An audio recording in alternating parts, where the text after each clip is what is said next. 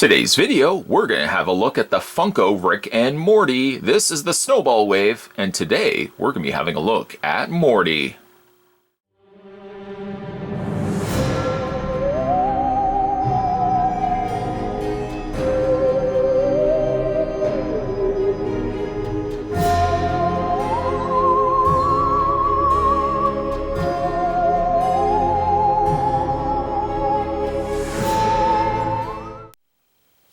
Let me just get the tape measure going. I'll tell you exactly how tall Morty stands. Morty is 4.5 inches tall. He comes with the other arm for Snowball. I suppose I could have looked at the torso with Snowball first and then added. That's usually what I do when we look at build of figure pieces. I generally look at the torso first. But I mean, with Rick and Morty being the main characters of the show, obviously wanted to look at them first. So we get the other arm. Not really much we can do with it just thus far. But again, when we get the torso going, we get those arms and legs going, we'll build our Snowball. Put that right over there. He does also come with his Raygun, which first debuted in episode Me Seeks and Destroy. And actually, it's really some nice, fantastic sculpt and paint to it. It's small, so they could have easily forfeited some of the paint and details to it. But they went really all out. And it looks quite cool. I'd like to get myself larger versions of something where you can actually hold it. I know there's the teleporter gun as a full-sized unit, a full-sized piece. But I don't know if there's actually the ray gun. The ray gun would be kind of cool to get as well. You can go ahead and take and put it into Morty's hand. At least the hands swivel. So you can actually rotate the hands. But still, yeah, I keep dropping it. That's the one problem I have with these figures so far. It's a little on the frustrating side, I have to admit. Because you can put the weapons into their hands. You can rotate the hands. But you can't rotate... Oh my goodness, if they could only have had it where you could rotate the forearm too. Because you get this going, but you can't really have it out... You can't really have them straight out holding the gun. It ends up kind of sitting... Well, I guess it's slightly straight. It's a little bit better than the teleporter gun for Rick here. But it looks good, though, in his hand. Just before we look at Morty, I also want to show you guys just a size comparison. Obviously, somebody will want to know what they look like side by side. There's Rick and Morty. Size-wise, Rick could maybe be a little bit taller, but they look pretty good side by side.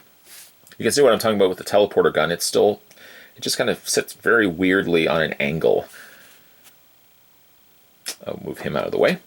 Face sculpt, I think, is good. I mean, there are several different expressions they could give Morty. He's usually panicking and has sweat beating down his face. So maybe that's something that they could entertain for a future figure. It's a much more calmer looking Morty. I really think and I hope that they do more of these waves other than just wave one. I mean, there's a lot of mileage you can get out of Rick and Morty figures. There's a lot of build of figures you could also really do from the Rick and Morty cartoon series. So maybe we might get ourselves another variation of Morty here. The hair sculpt as well as the face sculpt is pretty good. Again, he's got his yellow top, his blue jeans, and his white sneakers. I'm really glad, though. I am quite glad that they gave him his ray gun. Because, I mean, each of the figures really should come with an accessory. I'm trying to think of all the other things that they could give Morty. But Raygun definitely would be top of my list of accessories that they could give him. So I'm glad they gave him that. Posability, let's run through that together. His head rotates all the way around.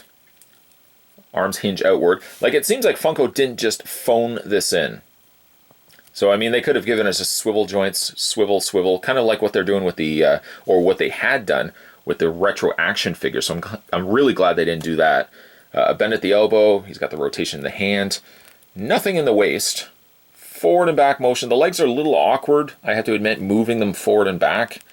They get really stuck. They seem to hinge outward a little bit easier than they do forward and back. And I think the culprit is because it's got that joint you have to rotate to hinge outward, but it doesn't even seem like it's something that rotates outward. It moves back and forth, but very, very little, though. I mean, the split out seems to do a lot better than actual motion forward and back. He's got the bend at the knees, and he also rotates at the feet. Just, again, a little side thing that I would say, things that they could improve on is to give them peg holes on the undersides of the feet. That's such a small little thing. But putting peg holes on the undersides of their feet, especially with the case of Rick, would mean that the figures stand a lot better. Morty's not as bad because he doesn't seem to have the top heaviness that Rick has. But still, like, you probably will find yourself trying to adjust the figure a couple of times to get them to properly stand. Holes in their feet, that takes no effort at all. That I think something like that could be accommodated for future waves. And again, you can kind of get them standing. Okay, there we go. All in all, great looking figures. I'm super pleased that they've released Rick and Morty figures. Looking forward to also building the Snowball, which I guess we're technically 3 now figures away before we finish that. So looking forward to that. Obviously, stay tuned if you guys want to see the finished Snowball. Let's go ahead and get the Raygun back in his hand. Today, though, we were continuing our looks at the Funko. This is the Rick and Morty Snowball wave. Today, we're having a look at Morty. Not as panicked as he usually is, but still a pretty cool Morty figure.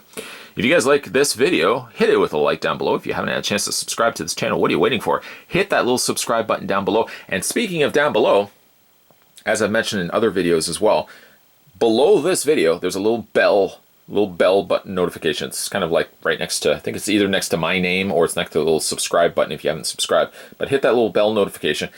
Turn that on. That's your notifications for any new videos that hit this channel. So anytime that something new comes to this channel, you'll always know. Because sometimes I think if you don't turn that on, some people don't even know when all the videos are coming up. If I upload something new, it sometimes gets missed. So make sure you hit that little bell notification down below. And as always, guys, thanks for watching as you always do. See you next time.